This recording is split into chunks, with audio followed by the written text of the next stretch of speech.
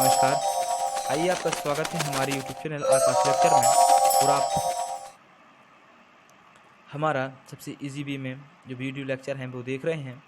अब आपको PDF notes के लिए कोई पैसे पे नहीं करने पड़ेंगे। यहाँ फ्री में पीडीएफ नोट्स उपलब्ध हैं।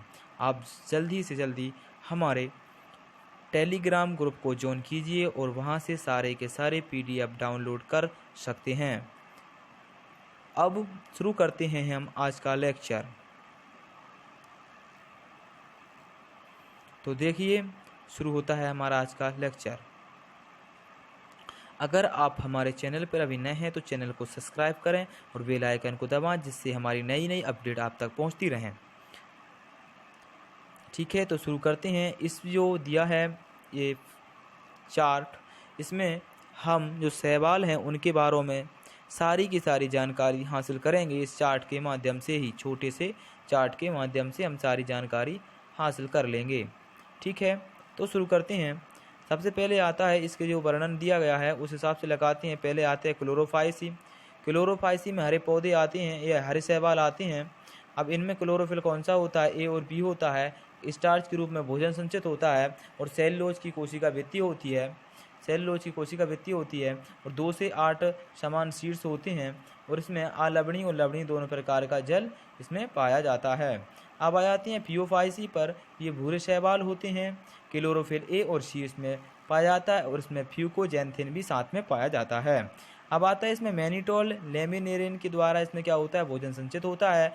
सेलुलोज के साथ इसमें एल्जिन भी पाया जाता है और 2 से असमान एक पार्श्वी होते हैं और इसमें सभी जो लगभग सभी समान के समान होते हैं। ऐसे याद रख सकते हैं आप इसको। अब आते हैं रोडोफाइसी पर।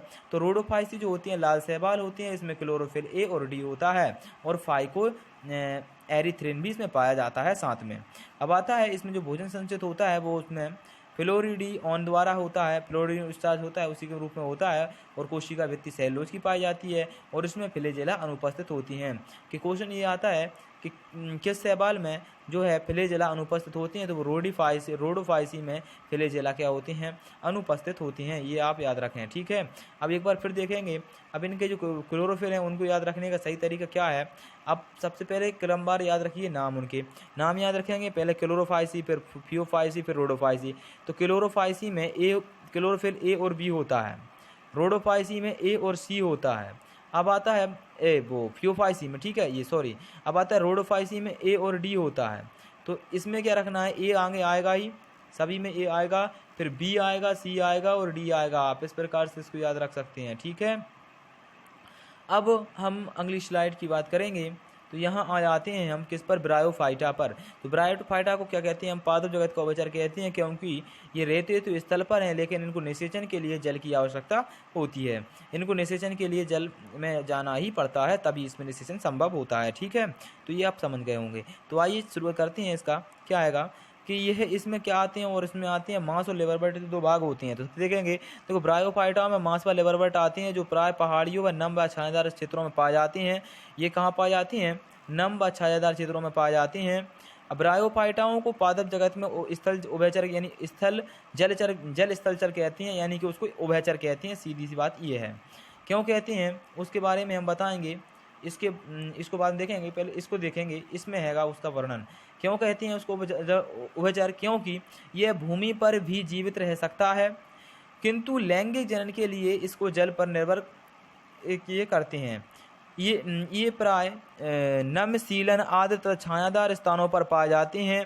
ये अनुक्रमण में महत्वपूर्ण भूमिका निभाते हैं। इनका पादप काय शैवाल की अपेक्षा अधिक विभेदित होता है। यह थैलस की तरह होता है और शयन अथवा सीधे होते हैं और एक कोशिका तथा बहुकोशिकीय मूलाभास द्वारा सबस्ट्रेट में जुड़ा रहता है। इसमें वास्तव में मूल होती है, उसमें मूल नहीं होती है, न तना होता है, इसमें न पत्तियाँ होती हैं। उनकी जगह पर इसमें क्या होती हैं? मूल सम होते हैं, पत्ती सम होते हैं और तना सम होते हैं। मूल सम होते हैं, पत्ती सम होते हैं और तना सम संरचना इसमें पाई जाती है, उनकी समान संरचना। ठीक है, अब ब्रायोफाइटा में जो मुख्य काय होता है वो आगुणित होता है। इसमें क्या होती हैं? इसमें जो युग्मक होते हैं वो ये युग्मकोद्भिद होता है, इसमें जो नर युग्मक होता है उसे प्रधानी कहते हैं और स्त्री युग्मक को स्त्रीधानी कहते हैं। ठीक है, ये हमने इसके बारे में बात कर ली। अब हम देखेंगे यहाँ, कहाँ, यहाँ देख के बात करें हैं हम, तो देखिए सबसे पहले हमने यहाँ बात करी थी। आप इन क्वेश्चनों को जो हैं, इन चित्रों को अच्छे से स्क्रीनशॉट ले लीजिए। अभी नहीं, जब हम इसका पूरा करेंगे तब या फिर हमें इसका पीडीएफ जो नोट्स है टेलीग्राम पर, उसको ग्रुप को ज्वाइन करिए और वहाँ से इसका पीडीएफ नोट्स लीजिए। क्योंकि ये जो होता है, ये नीट में बहुत क्वेश्चन बनता है। इन चारों के नाम दे दिए जाते हैं पौधों के, या इनको ABCD नाम दे दिया जाता है और उसका मैं कोष्टक में जहाँ ऑब्जेक्टिव में उनका नाम लिख लिए जाते हैं कि A ये हैगा, B ये हैगा, C ये हैगा, पर उनमें से सही जो मिलान होता है उसको चुनना होता है। ठीक है, तो उसके लिए ये बहुत इंपॉर्टेंट होता है, ये बोर्ड में नहीं आता है वैसे। ठीक है, अब आ जाते हैं हम, इसका पहला भाग हैगा किसका, ब्रायोफाइटा का, तो वो हैगा लिवरवर्ट। क्या हैगा, लिवरवर्ट उसका पहला भाग हैगा। ठीक है, तो हम बात करते हैं अब लिवरवर्ट की। तो लिवरवर्ट में क्या होता है, लिवरवर्ट में क्या होता है वो देखना है। तो जो लिवरवर्ट होते हैं, लिवरवर्ट प्राय नमी छायादार स्थानों जैसे नदियों के किनारे तथा दलदले स्थानों, गीली मिट्टी, पेड़ों की छालों, कहाँ कहाँ पा जाती हैं, नदियों के किनारे पर। देखिए लिवरवर्ट कहाँ कहाँ पा जाती हैं, नदियों के किनारे पर, दलदले में, या स्थानीय या गीली मिट्टी में, पेड़ों की छालों पर, गीली वो भी वहाँ पा जाते हैं। लिवरवर्टों के पादप का जो होती हैं थैलाबों में, जैसे मार्केशिया हो गया, जो पहला क्षेत्र था वो मार्केशिया का ही था। थैलस पृष्ठाधार होते हैं, अतः अध स्तर बिल्कुल चिपक रहते हैं। इनके पत्तीदार सदस्यों में पत्तियों की तरह की छोटी छोटी संरचनाएं होती हैं जो तने की तरह को रचना बनाती हैं। ठीक है, अब आता है लिवरवर्टों में जो अलैंगिक जनन होता है वो विखंडन द्वारा होता है। इसमें विशिष्ट संरचना होती है जिसे जैमा कप कहते हैं। इसमें यहीं से मोस्ट जो IMP क्वेश्चन बनता है, नीट में भी बनता है और बोर्ड्स में भी बनता है, कि जो लिवरवर्ट होते हैं उनमें अलैंगिक जनन जो जनन होता है वो किस द्वारा होता है, तो वो जैमा कप द्वारा होता है, या फिर जैमा कप द्वारा जो लैंगिक जो जनन होता है वो किस में होता है, तो वो लिवरवर्ट में होता है। ठीक है, इसको आप याद रखिए। अब इसका स्क्रीनशॉट लीजिए और इसको सही से पढ़ लीजिए, उसी में काम हो जाता है। अब इसमें क्या था, थैलस तथा दूसरे थैलस पर बनते हैं। स्पोरोफाइट्स में एक पद सीटा तथा कैप्सूल के कारण मुक्त जीवी युग्मकोद्भिद बनते हैं। ठीक है, अब आ जाते हैं यहाँ पर हम, तो इसमें क्या देखते हैं, मांस इसका दूसरा भाग होता है। तो जीवन चक्र में प्रभावी तथा युग्मकोद्भिद होती है, जिसकी दो अवस्थाएं होती हैं। पहली अवस्था तंतु होती है और दूसरी अवस्था क्या होती है, स्पोर होती है। ठीक है, अब आ जाता है यह विपर्शी या हरा शाखे तथा प्राय तंतु में होता है। इसकी जो दूसरी अवस्था पत्तियों की तरह होती है, जो प्रथम तंतु के पार्श्वीय कली के रूप में उत्पन्न होती है। इसमें एक सीधा पतला तना सा होता है जिसमें पर सर्पिल रूप से जो पत्तियां लगी रहती हैं। ये बहुकोशिकीय व शाखित मूलाधार द्वारा मिट्टी से जुड़ी होती हैं। तो इसमें सबसे जो इम्पोर्टेंट सिम्टम हैगा वो ये हैगा, इतना हैगा इम्पोर्टेंट सिम्टम कि मांस में कायक जनन द्वितीयक प्रथम तंतु के विखंडन व मुकुलन के द्वारा होता है। यही याद रखना है बस, बाकी इसकी डेफिनेशन सिर्फ एक बार पढ़ना है और ज़्यादा कुछ नहीं करना है। इसके क्या हैगा, ब्रायोफाइट को याद रखना है, परिभाषा को, ये पादप जगत का उभयचर होता है। फिर इसके बाद याद रखना है इसके दो भाग होते हैं। पहला भाग होता है लिवरवर्ट, दूसरा होता है मांस। अब इसकी थोड़ी थोड़ी डेफिनेशन याद करना है और दोनों के थोड़े थोड़े क्या करना है, एग्जाम्पल भी याद करना है। ठीक है, अब इसके बाद अपन यहाँ जाते हैं टेरिडोफाइट पर। क्या देखेंगे, टेरिडोफाइट। तो टेरिडोफाइट का सजावट में बहुत उपयोग होता है, क्योंकि इससे सजावट वाले जो सामग्री होती है वो इससे बनाई जाती है। तो टेरिडोफाइट का सजावट में बहुत अधिक आर्थिक महत्व होता है, क्योंकि जो फूल वाले अधिकांश फर्न का उपयोग सजाने में करते हैं और सजावटीय पौधों के रूप में उगाते हैं। विकास की दृष्टि से यह स्थल पर उगने वाले सर्वप्रथम पौधे होते हैं। ठीक है, अब लेकिन हम इसका जो पूरा विस्तृत वर्णन है वो अध्याय 6 में पढ़ेंगे और इससे कुछ नहीं। ठीक है, अब जिसमें संवहन, ऊतक, जाइलम तथा फिलोयम इसमें टेरिडोफाइट में पाए जाते हैं। यही ब्रायोफाइट के समान ही होता है। इसमें निषेचन भी ये भी जल में निषेचन होता है। ठीक है, अब है इसमें आप इन ऊतकों के विस्तार से अध्याय 6 में पढ़ेंगे। ठीक पढ़ेंगे।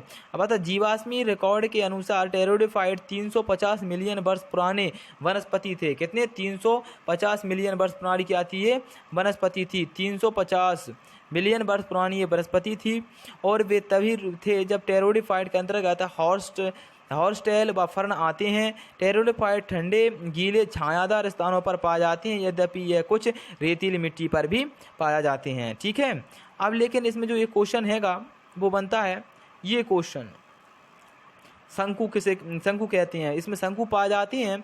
ये क्वेश्चन अभी अभी रिसेंटली बना है,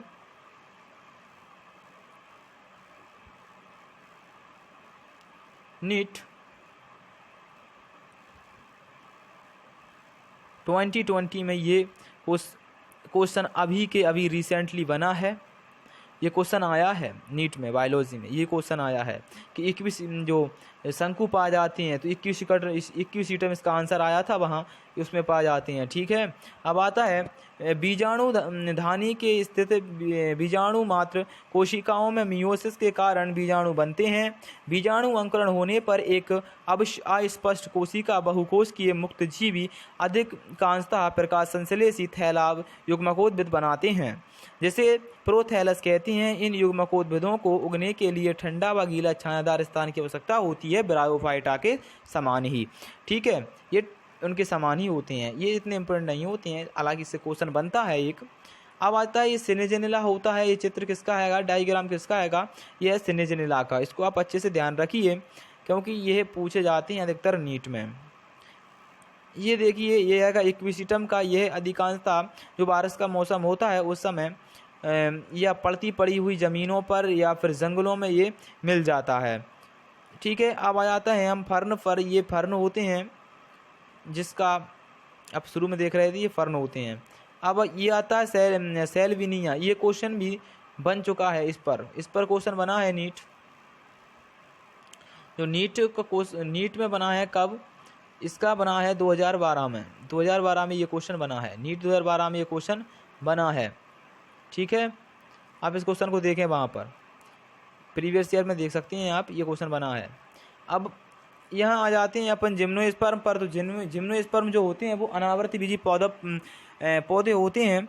इनमें क्या होता है, जो बीजांड होता है, बीजांड में जो बीज होते हैं उनके चारों ओर क्या होता है, अंडाशय का आवरण इसमें नहीं पाया जाता है। बस इतना ही इसमें याद रखना है, वो ही होते हैं अनावृत बीजी। देखेंगे अब, देखो जिम्नोस्पर्म, जिम्नो यानी अनावृत स्पर्म बीजी होते हैं ऐसे पौधे जिनमें बीजांड अंडाशय की भित्ति से ढके हुए नहीं होते हैं। ठीक है, बीज ढके हुए नहीं होते हैं। ये निषेचन से पूर्व तथा बाद में भी अनावृत ही रहते हैं। जिम्नोस्पर्म के मध्यम तथा लंबे वृक्ष व झाड़ियाँ होती हैं। अब जिम्नोस्पर्म का जो सबसे लंबा वृक्ष होता है वो सिनकौआ होता है। इसको आपको देखना है, सिनकौआ जो होता है सबसे बड़ा इसका वृक्ष होता है। इनकी मूल प्राय मूसला होती हैं। इनमें कुछ जीनस की मूल कवक से सहयोग कर लेती हैं, जिसे कवक मूल कहते हैं। अब कवक के साथ क्या बनाती हैं, यह सहजीवी संबंध बना लेती हैं, जिसके कारण से इन्हें कवक मूल कहते हैं। उदाहरण के लिए पाइनस जो है वो कवक के साथ संयोग बनाकर सहजीवी संबंध बना लेता है और कवक मूल कहलाता है। जबकि कुछ अन्यों की छोटी विशिष्ट मूल नाइट्रोजन स्थिर करने वाले साइनोबैक्टीरिया के साथ संयोग करके सहजीवी संबंध बनाकर ही प्रवाल मूल बना लेते हैं। उदाहरण के लिए साइगैस हो गया, ये प्रवाल मूल बनाता है। इसमें तने अशाखित व शाखित हो सकते हैं, जैसे पाइनस व सीडस में। ठीक है, आप इसको याद रख लीजिए। जिम्नोस्पर्म हो गया। अब आ जाते हैं आप एंजियोस्पर्म पर। तो एंजियोस्पर्म में क्या हैगा कि ये होते हैं कौन से, आवृत बीजी पुष्प, जिसका हमको जो वर्णन है हम पिछले अध्याय में नहीं, पिछले में नहीं, क्लास 12th के जो दूसरा चैप्टर हैगा उसमें पढ़ेंगे। ठीक है, पूरा का पूरा इसका वर्णन पढ़ेंगे, यानी पुष्पीय पादपों में लैंगिक जनन पढ़ेंगे, तब हम इसका पूरा का पूरा वहाँ पर जो हैगा वर्णन पढ़ेंगे। ठीक है, अब आ जाते हैं कि पुष्पीय पादपों तथा अथवा एंजियोस्पर्म में परागकण तथा बीजांड विशिष्ट संरचना के रूप में विकसित होते हैं, जिसे पुष्प कहते हैं। क्या कहती हैं? पुष्प कहती है। इसमें लैंगिक जनन वाला भाग होता है, उसी को हम पुष्प कहते हैं। जबकि जिम्नोस्पर्म में बीजांड अनावृत होते हैं। एंजियोस्पर्म क्या होते हैं, इसमें जो बीजांड होते हैं ना बीज, वो अंडाशय से इसमें ढके होते हैं और अनावृत बीजों में नहीं ढके होते हैं, बस इतनी अंतर होता है। इसमें बीज फलों के भीतर होते हैं। यह पादपों में सबसे बड़ा वर्ग होता है, सबसे बड़ा वर्ग होता है पादपों का।